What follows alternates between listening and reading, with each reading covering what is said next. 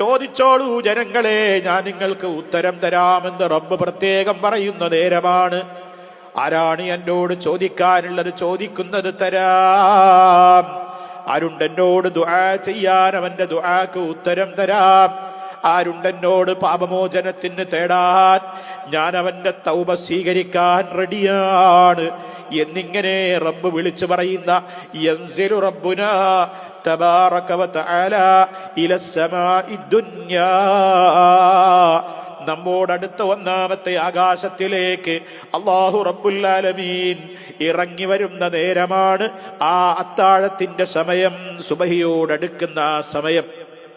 രാത്രി 2/1 കഴിയുമ്പോ, രാത്രിയുടെ 3/1 കഴിയുമ്പോ തന്നെ അത് അവസാനത്തോടടുക്കുമ്പോ കൂടുതൽ പുണ്യമായി. ആരാണ് ആ സമയത്തൊക്കെ വേണ്ടാന്ന് എഴുന്നേൽക്കാതെ കിടന്നുറങ്ങാൻ സാധിക്കുക?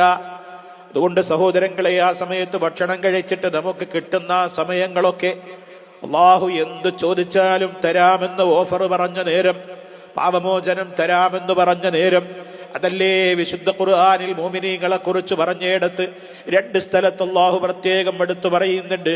വബിൽ അസ്ഹാരിഹും യസ്തഗ്ഫിറൂൻ, രാവിന്റെ അന്ത്യയാമങ്ങളിൽ പൊറുക്കലിനെ തേടുന്നവരാണ് മുഅ്മിനീങ്ങൾ.